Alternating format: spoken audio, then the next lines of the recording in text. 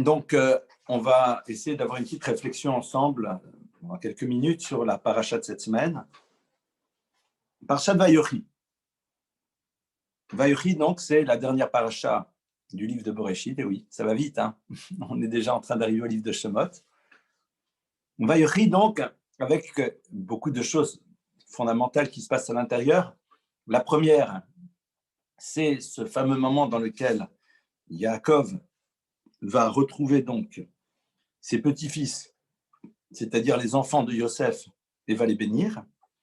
Et puis par la suite, en effet, le départ de Yaakov de ce monde et rappelons-nous, toutes les bénédictions qu'il va donner à ses enfants. Alors, on va s'arrêter, si vous le voulez, sur deux points.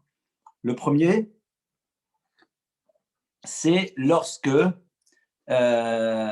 Yaakov donc, va rencontrer ses deux petits-fils, Ephraïm et Menaché. On a ici un épisode qui est extrêmement intéressant, c'est que Yosef donc, a été mis au courant que son père est malade, Yaakov est malade, et donc il va lui rendre visite. Et à ce moment-là, eh bien, il arrive avec ses deux fils, avec Ephraïm et Menaché.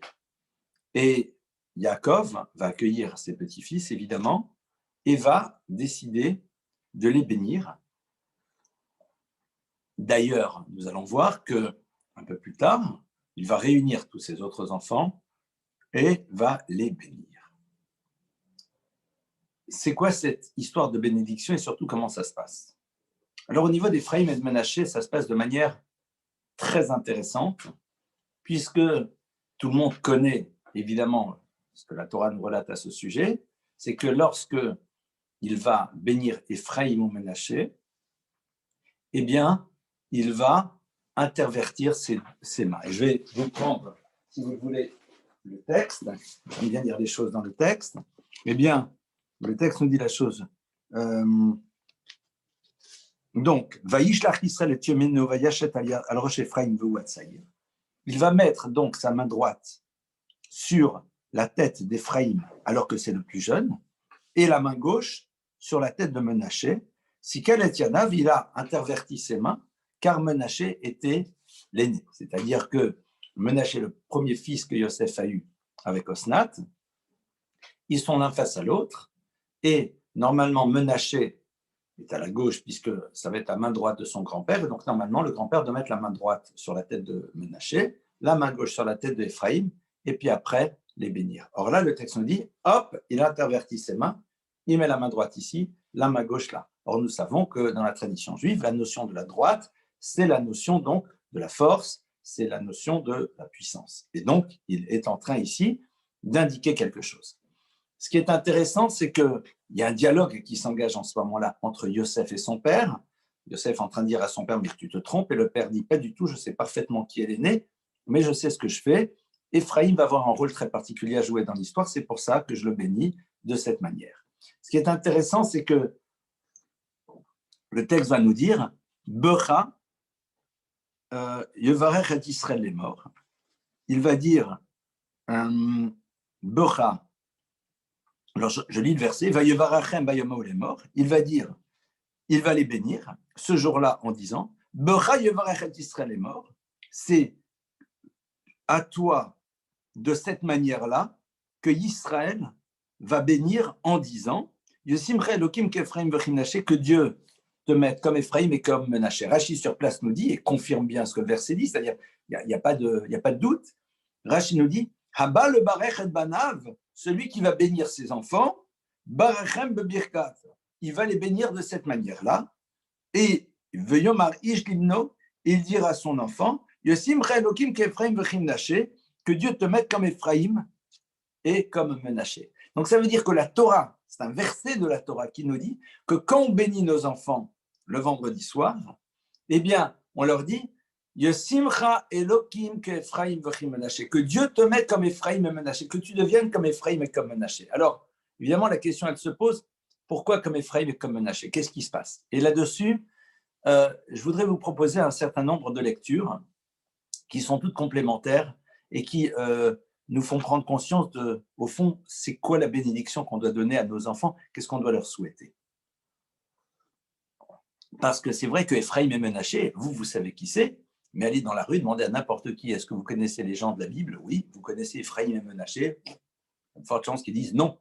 On connaît Abraham, on connaît Isaac, Jacob, Moïse, éventuellement Aaron. Il y a des grands noms, mais Ephraïm et Menaché, c'est les petits-enfants. Alors on nous dit, voilà, on les bénit comme ça. Alors la première explication que je voulais vous proposer, c'est la suivante. Et elle est tirée d'un enseignement du rabbi qui dit la chose suivante. Il dit, au fond, Menaché et Ephraïm, dans leur nom, véhiculent deux concepts. Et Menaché, c'est la capacité de s'inscrire dans l'histoire qui doit être la nôtre, là où on se trouve. Et Ephraïm, ça vient de la racine peuré. Ephraïm, peuré, ouvé, c'est la notion de multiplication, de développement. Ephraïm et Menaché, c'est les deux premiers juifs de l'exil. Yaakov a eu ses enfants, ils sont restés près de lui. Yosef n'est pas resté très longtemps près de son père, mais il a construit son identité auprès de lui, puisque jusqu'à l'âge de 17 ans, il est avec son père. On est d'accord? Ephraïm et Menaché vont être les deux seuls petits-fils de Yaakov qui sont nés en exil, qui sont nés en Égypte. Et donc, on a ici une piste par rapport à un point. C'est quoi?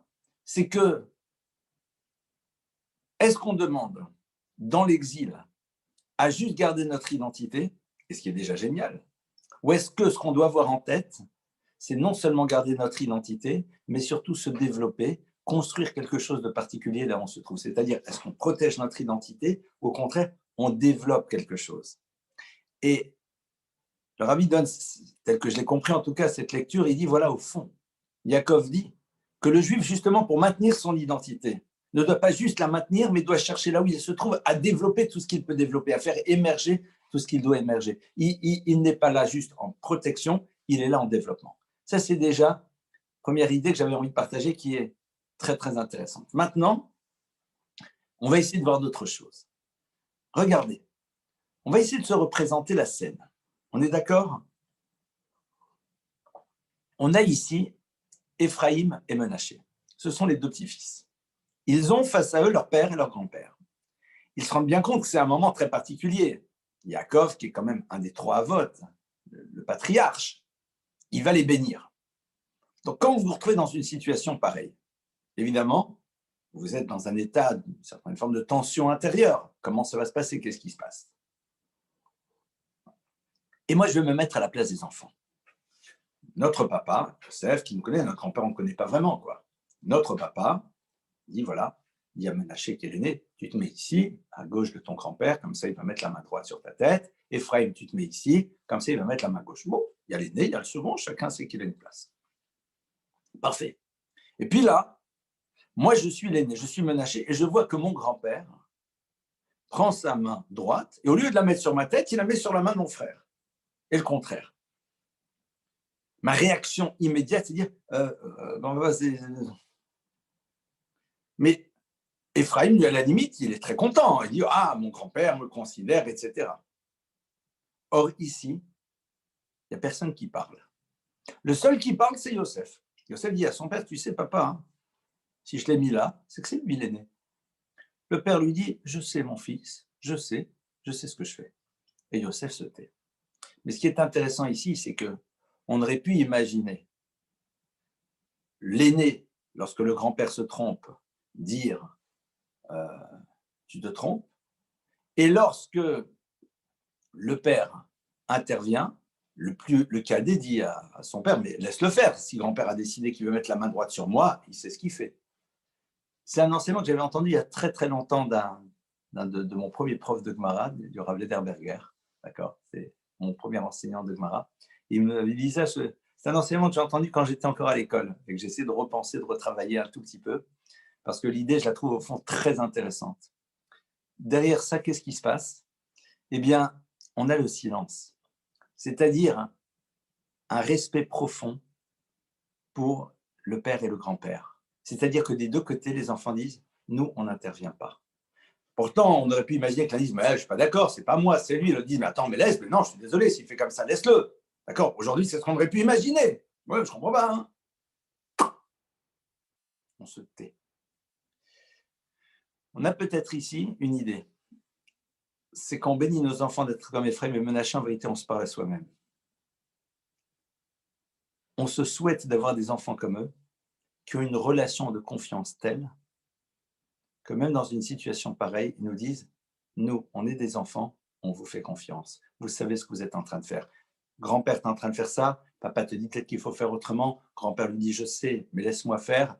Et nous, on est là, dans notre silence qui est le révélateur de la confiance que l'on a vis-à-vis du monde adulte. Parce que si on prend ça au niveau du concept, c'est comme quand le monde adulte va demander à l'enfant de faire certaines choses et que l'enfant ne comprend pas. Que l'enfant, dans sa logique à lui, il y a quelque chose qui ne va pas. S'il a confiance, il dira, si mon papa, ma maman me disent cela, c'est qu'ils savent ce qu'ils font. Et donc, dans ce cas-là, je peux être à leur écoute. Ça veut dire que quand nous, on bénit nos enfants, soit comme Ephraïm et Menaché, on est en train de se parler à soi-même. Mais comment on fait pour que nos enfants puissent fonctionner de cette manière? C'est-à-dire quel est le travail que nous devons faire, nous, en tant qu'adultes, pour que dans une situation qui s'inscrit dans l'idée de ce qui se passe ici maintenant, eh bien, ça se passe de la même manière. Vous imaginez le bonheur que ça peut être pour un parent de réaliser que quand il dit quelque chose à son enfant, l'enfant dit, écoute, si tu m'as dit que c'est comme ça, alors je le fais. Si tu me dis qu'il ne faut pas, je te fais confiance. Vous imaginez? Je te fais confiance. Je sais que tu es l'adulte, que je ne suis pas encore l'adulte. Et donc, à partir de cela, eh bien, quand tu me dis quelque chose, je suis persuadé que tu sais pourquoi tu le dis. Tu sais parfaitement et je ne te demande pas d'explication de texte. Ça, c'est véritablement l'expression de la grandeur réelle. Il n'y a aucune forme de soumission là-dedans. Bien au contraire. Parce que la relation de confiance, c'est comme dans la relation à un maître, c'est comme dans la relation à Dieu. Oui, de manière ultime, on est soumis. Mais pourquoi? Parce qu'on a face à soi quelqu'un qui assume pleinement son rôle et qui a réussi à construire une relation telle que l'on n'a aucun doute que dans des moments pareils, lorsqu'il dit quelque chose, il sait parfaitement ce qu'il est en train de faire. Et d'ailleurs, c'est intéressant parce que Yosef, quand Yosef dit à son père, Yosef dit à son père, tu sais, papa, c'est pas lui l'aîné, c'est l'autre.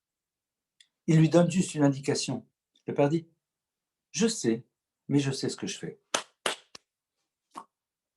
Yosef se tait. Il dit, lui aura un destin qui sera grand, l'autre aura un autre destin. Et je sais ce que je suis en train de faire. Et Yosef, vice-roi d'Égypte, tout Yosef qu'il est, se tait. Si mon père fait cela, c'est qu'il sait ce qu'il est en train de faire. Mais évidemment, pour que ça se construise de cette manière, il y a un travail personnel à faire à notre niveau. Troisième explication que j'avais envie de vous proposer, c'est la suivante. C'est que Ephraïm et Ménaché, eh bien, si on regarde, Ephraïm et Ménaché sont, comme on l'a vu, les deux premiers juifs de l'exil. Ils ont vécu dans un environnement qui n'est pas le plus propice à leur développement spirituel.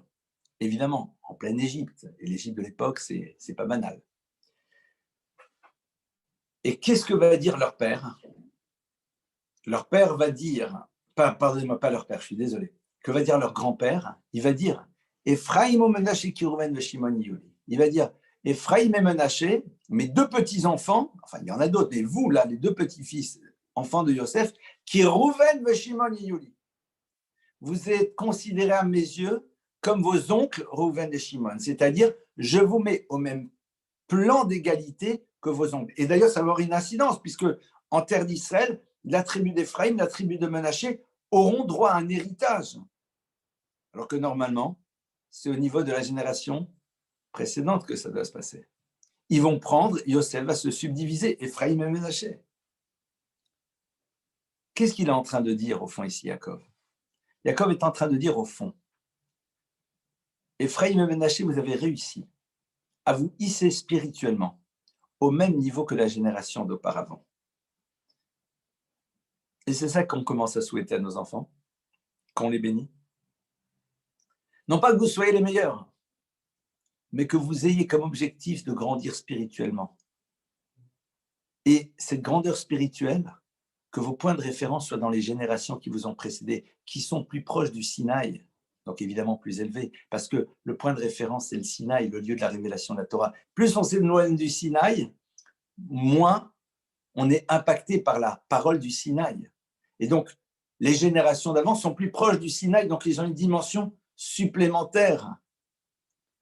Ephraïm et Menaché, dit Yaakov, j'ai vu en vous le désir d'être dans ce dépassement, de ne pas juste vous contenter d'être ce que vous devez être à l'intérieur d'une société, mais de dire, mais j'aimerais être aussi grand que les grands de les générations précédentes. C'est cette tension-là que nous souhaitons développer chez nos enfants.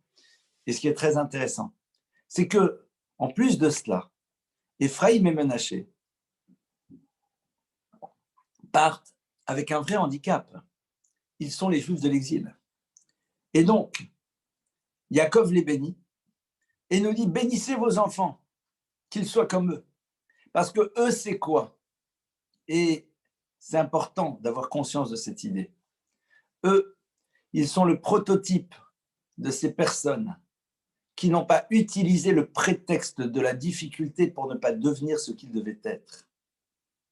Parce que Ephraïm et Menaché auraient très bien pu se dire, nous allons être des gens bien, évidemment. Mais on ne peut pas aspirer à être quelque chose d'extraordinaire au regard, mais qu'est-ce que vous voulez, hein, déjà, soyez bien contents que nous soyons ce que nous sommes. Hein, avec toute la difficulté de l'Égypte, soyez bien contents. Alors, bien sûr, on doit toujours être content de ce que quelqu'un est, au-delà de ce qu'il aurait pu être, au niveau négatif. Mais le danger, c'est quoi? C'est quand quelqu'un cherche dans la difficulté des choses le prétexte pour ne pas devenir ce qu'il doit être. Pourquoi?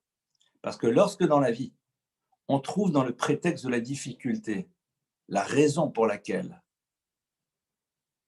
nous n'avons pas été ce qu'on aurait pu être, lorsque la difficulté sert de prétexte, à un moment, on crée la difficulté. C'est-à-dire qu'inconsciemment, on construit les situations qui pourront servir de justification. On construit des situations qui pourront servir de justification. Et c'est parfois très inconscient. Pourquoi? Parce que l'idée justement du dépassement n'est pas trop présente dans notre vie.